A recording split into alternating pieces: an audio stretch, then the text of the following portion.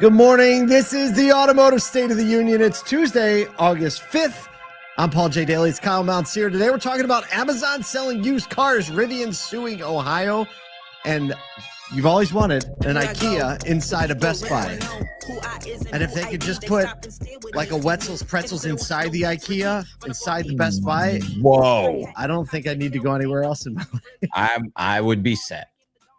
The Swedish meatball question remains. Yeah, we'll have to get to that in the third story, though. That's all it is. We got thoughts on the third story. It's one of those thoughts on the third story days. Thoughts on the third story with Paul and Kyle. Hey, it's like a whole little mini show. It really is. That is a mini show. We should do that. Hey, tomorrow, everybody, we have a webinar with our friends at CarRX, Driving Loyalty with Data. We have Shane Wilson and Levi Baade. Look, retention is so close to our heart. We talk about it all the time. We consult about it all the time. It's so much easier to keep the customer you have than go find a new one. Sure. So we have a little webinar. It's going to help you do that. Quick shot webinar, 25, 30 minutes, a lot of fun. You can get there by just going to ASOTU.com, register, send you the link. You can join live or you can catch the recording later, but you should be there. It's going to be a good time and a lot of fun. And we promise you'll learn something. We promise. It's only like 25, 30 minutes. It's not going to blow your whole day. Like find out some information that can help you drive results, you know? We'll give you all your money back if you don't learn anything too. All the 100% of the money. Right from Kyle. He'll send it right from his house. I will. Easy. All right, let's talk about some news. This is already chirping up big time everywhere, all over the interwebs. Amazon Autos now including used and certified pre-owned vehicles. Starting in Los Angeles with Hyundai dealers, the program will soon roll out to more cities nationwide. Hyundai dealers can now list used and CPO cars, including non-Hyundai models. Vehicles are coming with a 3-day, 300-mile return policy and a 30-day, 1,000-mile warranty on all of them. Hyundais, non-Hyundais, whatever. Amazon promises transparent pricing, history reports, and no hidden fees. Customers can browse the inventory within 75 miles. So there's a mileage range from their location. They can schedule the test drive online. This is Amazon's Fan Jin said, quote, "This move continues our commitment to support local dealerships, now connecting dealers with more prospective customers online across new, certified pre-owned, and used vehicle categories." Our friend Todd Caputo on LinkedIn said, quote, "Amazon sells purchases, not just eyeballs, phone calls, and form fills. Most dealers still make car buying way harder than it has to be. Amazon won't." Never have to worry about Todd Caputo telling you what he thinks. It's exactly what he thinks, and I completely agree with him that we make it harder than it needs to be. Amazon's done a lot of the hard work. They've partnered up with some industry experts to make sure that they can deliver on these promises. It's still going to be a bumpy road, but here's the thing: Amazon's the largest third-party marketplace in the world. If you don't think that third-party marketplaces are relevant to consumer buying behavior, then you're crazy. This is going to be another line on third-party marketplaces, and we're going to be tracking it as an ROI expectation alongside Gurus, Auto Trader, Cars.com, KBB, all of these third-party marketplaces. And Amazon's coming in to try and eat that lunch. I mean, they have the majority of the eyeballs. They have so many, they have so much data on people. They have the ability to retarget, deliver audiences across different media properties, and they're going to drive those results. And I really see the dealers that get in early and talk about the ability to buy there as being able to grab market share a lot quicker. And they're going to roll this out in like 174 cities or something like that over the next few months. Yeah, as many as they can with the flip of a switch. Just watch out for it. I think one of the biggest hang-up parts is going to be, and I think both Amazon is vulnerable, their brand is vulnerable, and dealership brands are vulnerable. And on a used car, especially not CPO, right? Like, what's the standard? What is the standard? Like, Carvana's done a great job and a standardized job of disclosing damage, vehicle condition very accurately, right? Like, they've been able to navigate that. So I'm sure they have some issues, but they know how to do it. Amazon's not just trying to do that with one place, like one source. They're doing it with a variety of sources. And we know there are no two opinions on a condition that are the same. Yeah. So there has to be a standardized process for condition reporting on used vehicles. You think about Amazon sells all new products and like new, which they have standards that their retailers have to live up to. I wonder if they're going to start to match that back as they start to get like the feedback of the they're going to have to process. Right? Because this especially, it sounds like, well, I mean, Amazon, obviously they have a standard of the 3-day return, the 1-month warranty. So I think, they're probably stepping up and making the dealers commit to that. But what happens in arbitration? So there are things to figure out. It's not unfightable, Not gonna but dry. I think that's where it's going to get tricky. Isn't that where it always gets tricky on used cars, though? It just always is, no matter what. Oh, we need the tricky, but it's tricky. Oh, Speaking of getting tricky. Here. Oh, snap. Stop. Segue. Time.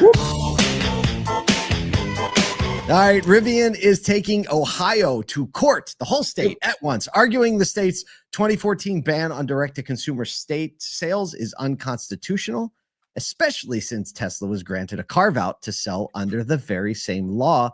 Tesla was allowed to operate 3 Ohio stores under a special exemption. Rivian already is running service centers in the state, but must sell cars elsewhere and then deliver them in from the out-of-state locations.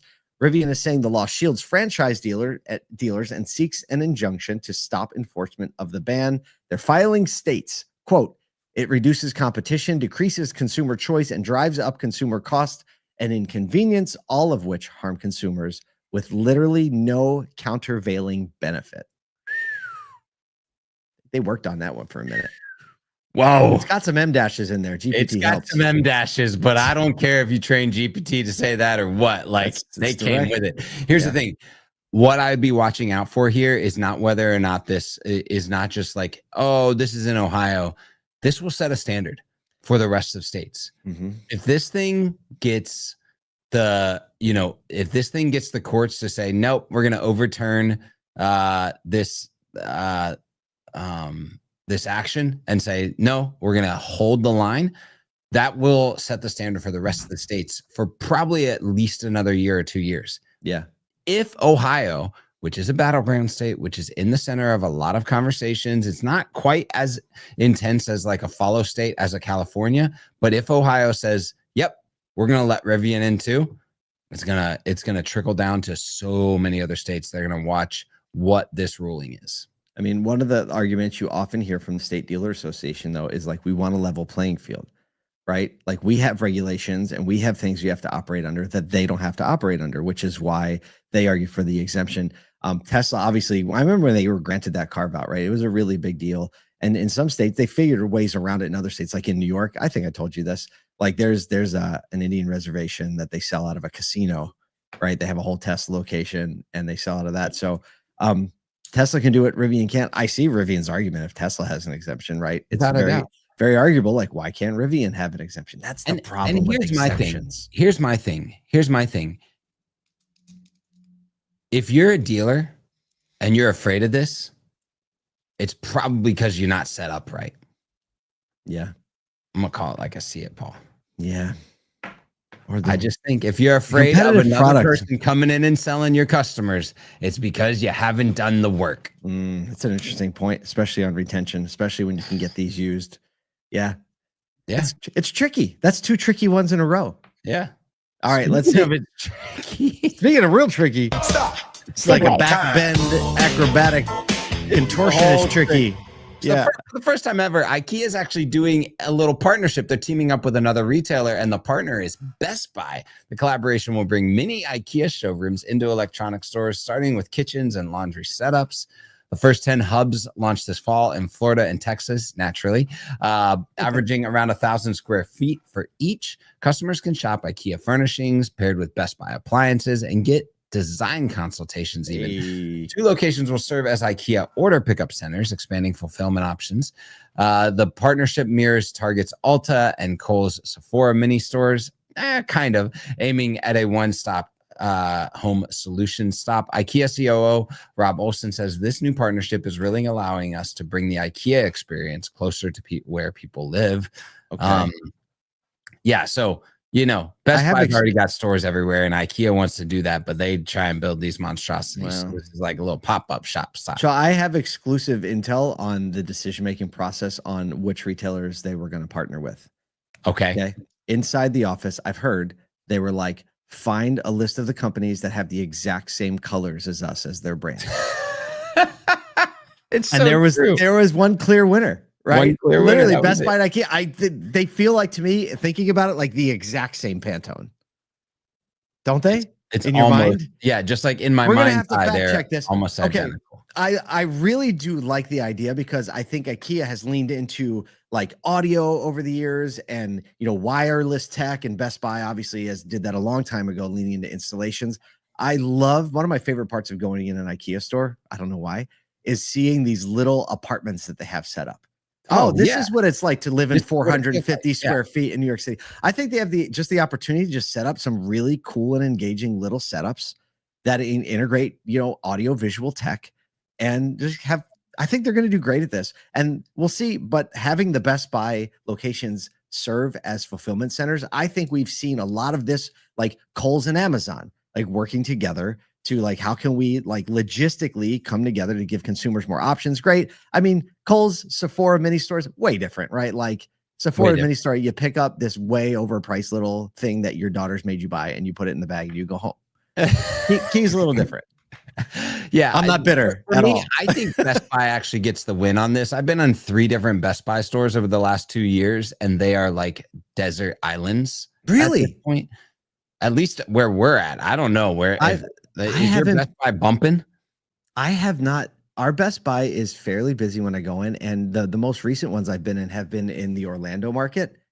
They were packed, man. Really? Actually, you know what my last purchase at a Best Buy was? This is gonna blow your mind. Okay, give it to me. A pressure washer. At a Best Buy? Yes. Yeah, that blew my mind. So I would have gone Home Depot or Lowe's way before that. I wasn't planning on, I didn't go to Best Buy for a pressure washer. Like, how about this? So I'm walking through, and we have our vacation rental in Florida, and I needed to pressure wash some stuff. And I'm like, I don't need a big gas power. And they had these battery powered tools, but they also had this $200, which was reduced to $99 electric pressure washer that I walked out of Best Buy. Could not believe it. It works amazing. That's amazing. I know. That's hilarious. And maybe now like Swedish meatballs are on the menu too.